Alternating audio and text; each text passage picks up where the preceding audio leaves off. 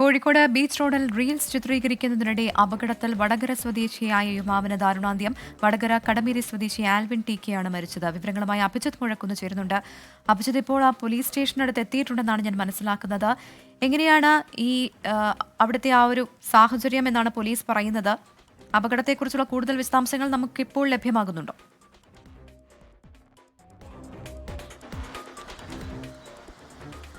പ്രവിത, നമുക്കിത് ദൃക്സാക്ഷികളുമായി സംസാരിക്കാൻ നമുക്ക് സാധിച്ചിട്ടില്ല. പക്ഷേ ഇതിന്റെ ചില CCTV ദൃശ്യങ്ങളുണ്ടെന്ന് പറയുന്നു. അത് കണ്ട ചിലർ പറയുന്നത് ഈ റോഡിന് നടുവിൽ വെച്ചായിരുന്നു ഈ ചിത്രീകരണം. അതായത് ആൽവിൻ മധ്യത്തിൽ നിന്നുകൊണ്ട് ഇരുവശങ്ങളിലും വാഹനങ്ങൾ ചേസിംഗ് നടത്തുകയും അതിന്റെ ദൃശ്യങ്ങൾ ആൽവിൻ ഷൂട്ട് ചെയ്യുകയുമായിരുന്നു.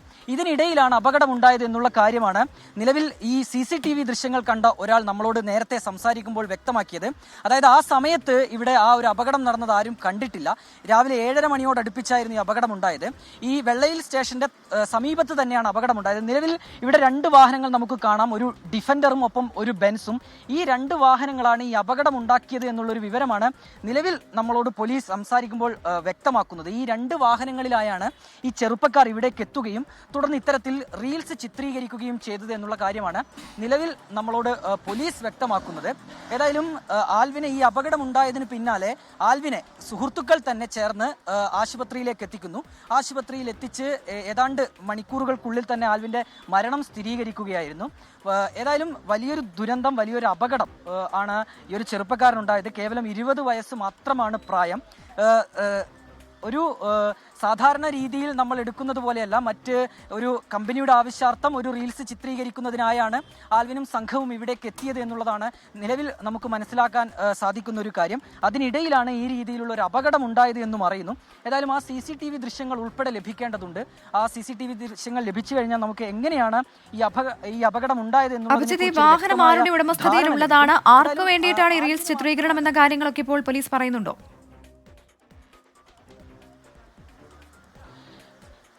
പ്രവിധ, അക്കാര്യത്തിൽ പോലീസ് ഒരു വ്യക്തത നൽകുന്നില്ല. നിലവിൽ പോലീസ് പറയുന്നതനുസരിച്ച് ഈ 2 വാഹനങ്ങളാണ് നമുക്കിപ്പോൾ ഈ ദൃശ്യങ്ങളിൽ കാണാം. ഒരു ഡിഫൻഡർ വാഹനം നമുക്ക് കാണാം, ഒരു ബ്ലാക്ക് കളർ ഡിഫൻഡർ, ഒപ്പം തന്നെ നമുക്കൊരു ബെൻസ് കാറും നമുക്ക് കാണാം. ഈ 2 വാഹനങ്ങളാണ് ഈ ചിത്രീകരണത്തിന് വേണ്ടി, റീൽസ് ചിത്രീകരണത്തിന് വേണ്ടി ഉപയോഗിച്ചത് എന്നുള്ളതാണ് പോലീസ് നൽകുന്ന വിവരം. ഈ ചിത്രീകരണത്തിനിടയിലാണ് ഈ അപകടം ഉണ്ടായത് എന്നും അറിയുന്നു.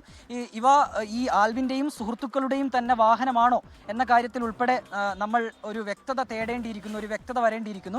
അല്പസമയത്തിനുള്ളിൽ തന്നെ അക്കാര്യത്തിൽ ഒരു വ്യക്തത ഉണ്ടാവുകയും ചെയ്യും. ഏതായാലും പോലീസ് പറയുന്നതനുസരിച്ച് ഈ 2 വാഹനങ്ങൾ ഉപയോഗിച്ച് ഷൂട്ട് ചെയ്യുന്നതിനിടയിൽ റീൽസ് നടുറോഡിലാണ് ഈ റീൽസ് ചിത്രീകരണം നടത്തിയതെന്ന് പറയുന്നു. രാവിലെ 7:30ക്കാണ് ഈ സംഭവം ഉണ്ടായത്. ഈ സമയം റോഡിൽ മറ്റു വാഹനങ്ങളൊന്നും ഉണ്ടായിരുന്നില്ല എന്നാണോ?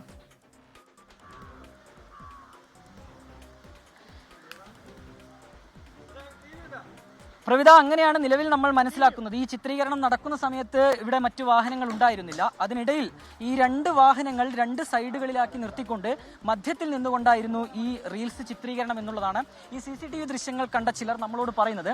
ഇപ്പോൾ നമ്മളിപ്പോൾ കാണാം, ഇതാണ് വെള്ളയിൽ പോലീസ് സ്റ്റേഷന്റെ മുൻവശം. ഈ വെള്ളയിൽ പോലീസ് സ്റ്റേഷന്റെ മുൻവശത്ത് വെച്ചിട്ടാണ് ഈ റീൽസ് ചിത്രീകരണം നടന്നത്.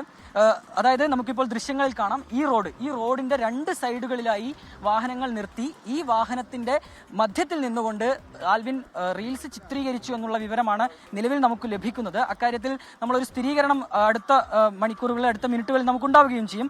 ഏതായാലും അങ്ങനെ സംഭവിച്ച ഒരു അപകടമാണ്.